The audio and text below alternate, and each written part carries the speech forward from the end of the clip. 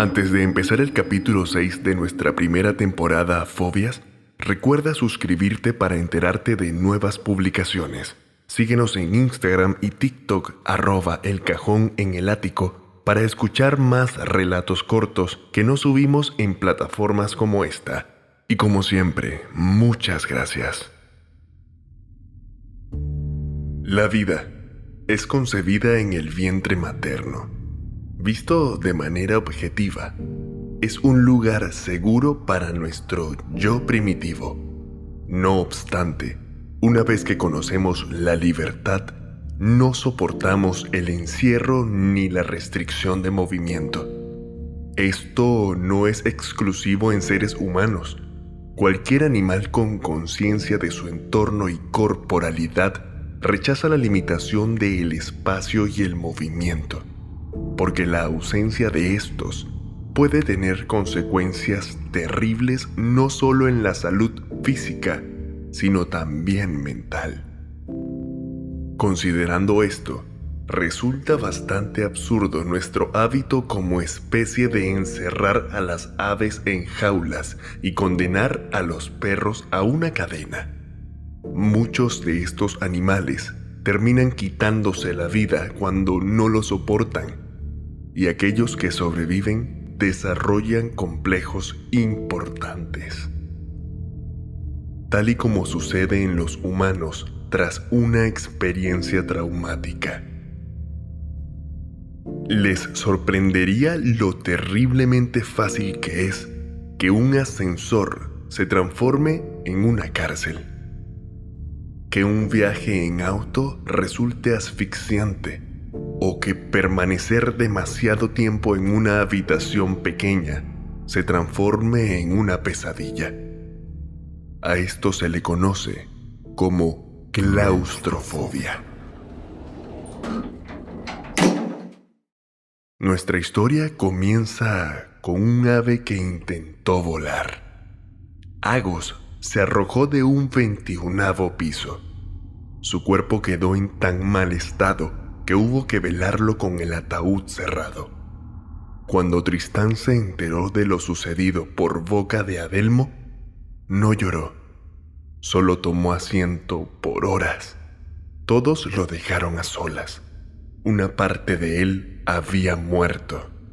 Adelmo fue el único que lo abrazó cuando reventó en llanto, y el resto solo guardó silencio ante su dolor. Parecía que ese día moriría de tristeza. Tristán y Adelmo se habían conocido hace muchos años atrás. No eran pocas las cosas que tenían en común. La complicidad y el compañerismo fue algo casi instantáneo. Adelmo era de las pocas personas a las que Tristán escuchaba y respetaba, porque era de las pocas personas con las que podía mostrarse como de verdad era. Tristán vivía solo, se sentía solo, porque pocos eran los que caminaban a su ritmo o lo hacían sentirse vivo, porque cosas tan simples como llamar su atención no era algo que la mayoría pudiese hacer. Adelmo lo lograba en ocasiones. Tristán vivía en su taller apartado del mundo y sumergido entre sus cuadros y óleos. Pocas cosas le importaban aparte de la pintura. Pocas cosas lo podían conmover. Su existencia era un interminable deseo de morir, por sentir que no sabía o no podía disfrutar de la vida, por experimentar la ausencia de algo que desconocía. Por eso Adelmo sonrió sin celo alguno cuando Tristán y Agos se conocieron. Fue en una galería durante una exposición. Agos contemplaba un cuadro mientras sonreía e hizo un comentario a Tristán, desconociendo que este era el autor. La risa de Tristán fue tan alta que todos en la sala voltearon a verlos. Ese día se volvieron amigos. fue la primera vez que Adelmo vio vida en la mirada de Tristán. Cualquiera que viera a Agos y a Tristán hubiese afirmado que eran pareja, pero solo eran almas gemelas. No existía forma de describir la alegría en Tristán al escuchar los interminables relatos de Agos. Sencillamente, amaban la existencia uno del otro. La vida por fin tenía sentido. Y como Adelmo fue el único testigo de aquella amistad, solo él comprendía lo que Tristán había realmente perdido. Verán, Agos había encontrado una razón para vivir en los ojos de Tristán. Agos sufría de depresión desde hacía años. Sus padres habían batallado para salvarlo de sí mismo, y en más de una ocasión casi fallan. Él se rehusaba a ir a terapia. Fue Tristán quien lo convenció de ir, de tomar medicación, quien lidió con los episodios suicidas y quien lo sujetó en brazos durante las noches, velando su sueño para evitar pesadillas. Tristán se había aferrado a vivir para que Agos viviera. Por eso, Adelmo sujetó con todas sus fuerzas a Tristán para que no cometiera una locura el día del entierro, cuando éste confirmó los rumores de boca de Yole, la novia de Agos y exnovia de Adelmo. Yole había dejado a Adelmo por puro capricho, fijándose en Agos. Tristán y Yole nunca habían tenido buena relación, y esa tarde confirmó que había sido ella quien convenció a Agos de dejar la terapia y ocultarlo.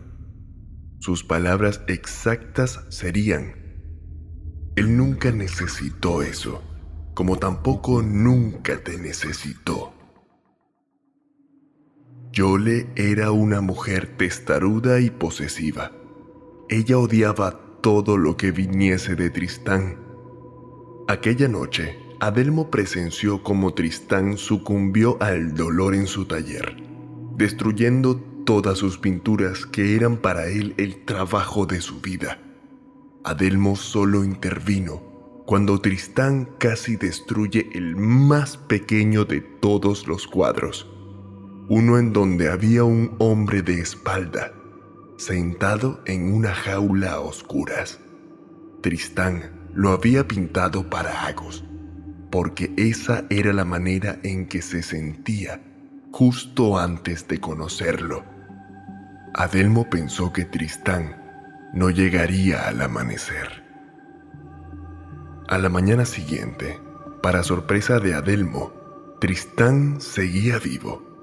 Lo consiguió en el taller pintando, sonriente y tranquilo. Se había deshecho de los lienzos rotos, acomodando el lugar y fijando la pequeña pintura en la pared de al frente, rodeándola de lienzos en blanco. Cuando Adelmo preguntó el por qué, la única respuesta que obtuvo fue que haría un viaje tras culminar. Adelmo no dijo nada, solo apartó la mirada. Tristán sonrió y dijo: «Tal vez vuelva para visitarte». Adelmo visitaba a Tristán un par de veces por semana. Se aseguraba de que siguiera vivo y le hacía compañía. Fue durante esas visitas que se percató de que algo estaba mal. Los lienzos poseían un tono inquietante. Sus protagonistas no tenían un rostro, pero quedaba claro que eran Tristán y Yole. Tristán se pintaba a sí mismo acechando a Yole mientras ella dormía en su habitación, o a un lado de la acera viéndola entrar al auto, o al fondo del pasillo mientras ella abordaba el ascensor. Esas escenas se repetían una y otra vez, pero en cada ocasión algo fallaba. Las llaves se perdían, el auto no encendía y las puertas se atoraban. Se iba la luz al abordar el ascensor, y así en cualquier espacio cerrado.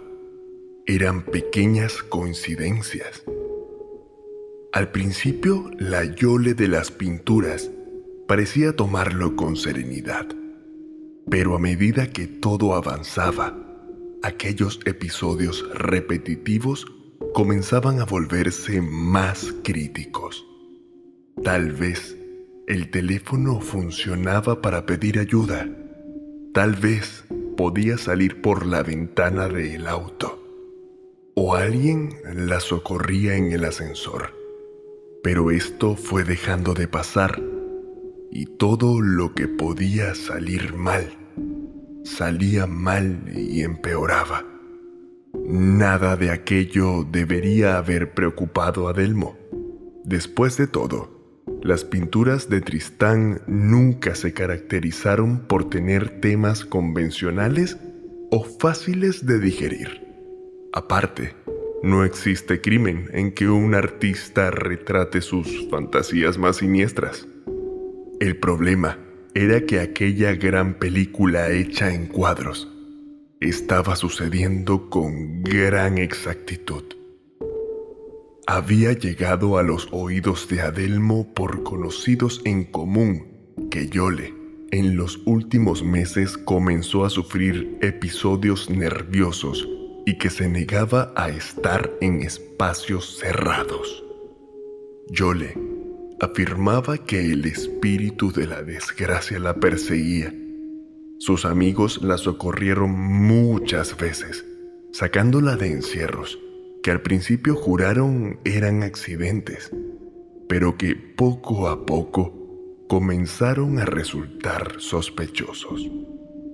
Todos concluyeron que ella estaba provocándolos como una forma de autocastigo.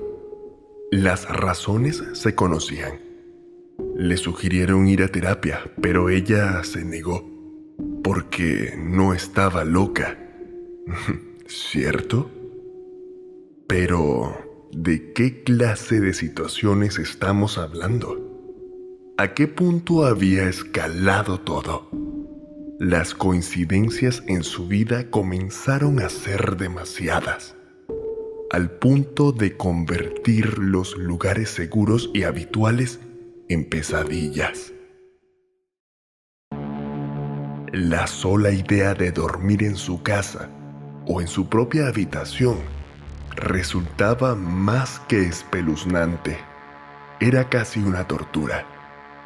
Ya había perdido la cuenta de cuántas veces quedó encerrada en su propia habitación, de cuántas veces ni siquiera las ventanas no abrían.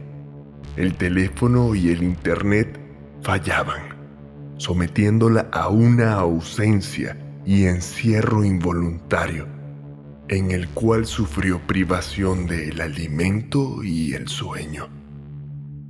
Su voz alguna vez había sido prodigiosa, pero eso era un recuerdo, porque a razón de estas coincidencias terribles, se había desgastado gritando por horas sin éxito alguno, como si nadie la escuchara, como si ella fuese ausente del mundo, como si fuese la única protagonista de una pintura.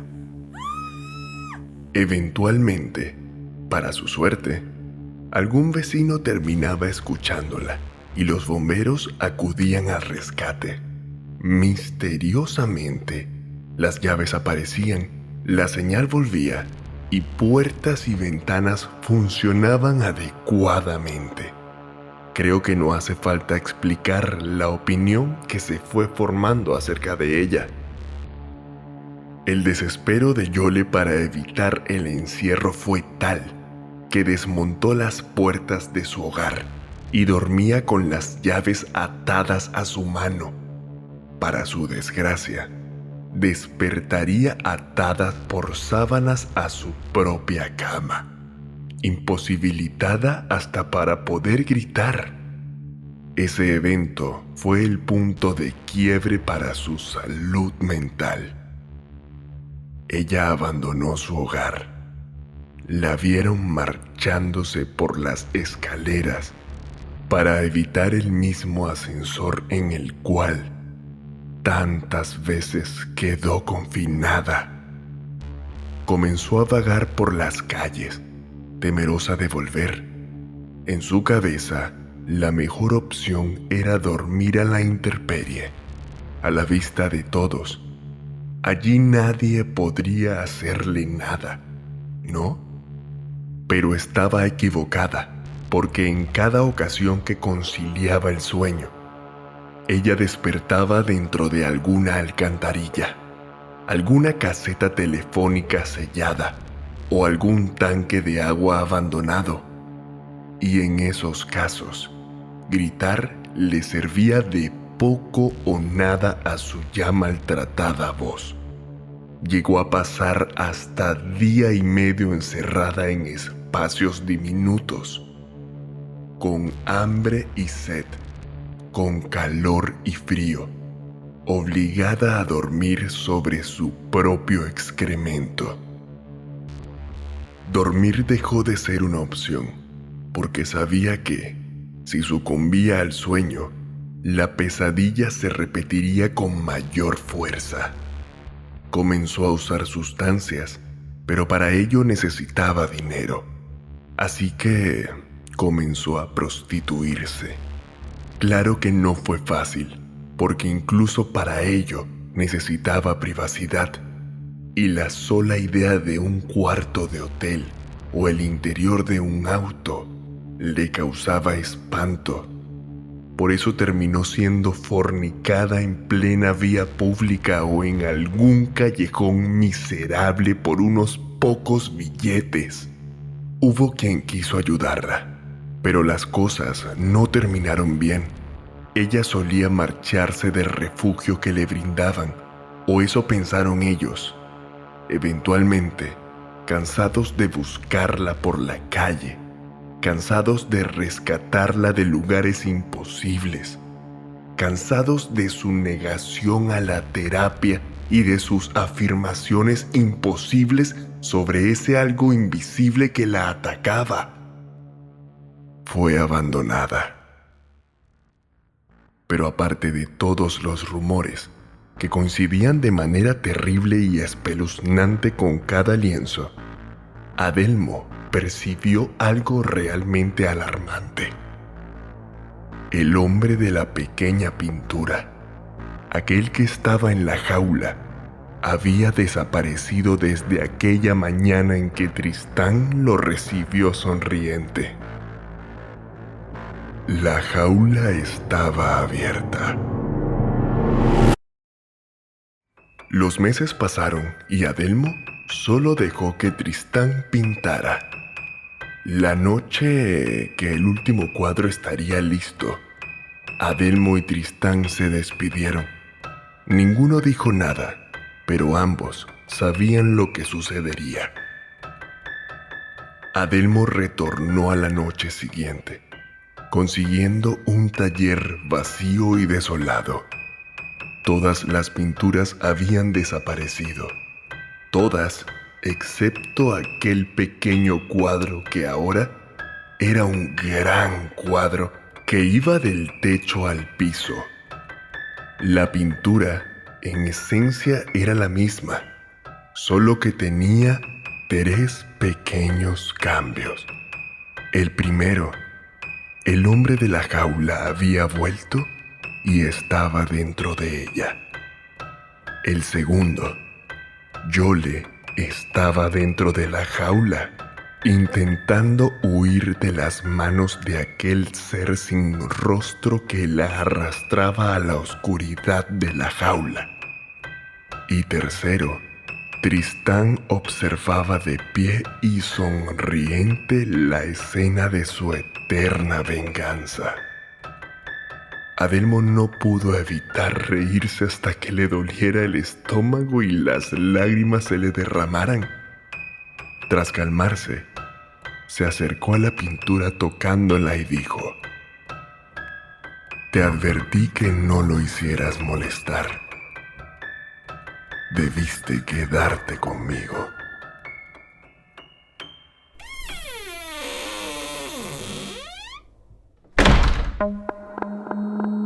Nos complace saber que nuestro contenido es de tu interés. Haz clic en me gusta, suscríbete y activa las notificaciones para ser de los primeros en escuchar nuestros relatos. Síguenos en Instagram y TikTok, @elcajonenelático. Por ese medio podrás conocer a los integrantes del equipo. Hablaremos de nuestras próximas publicaciones, futuras temáticas, y también publicaremos otros relatos que no encontrarás en YouTube o Spotify. Te esperamos.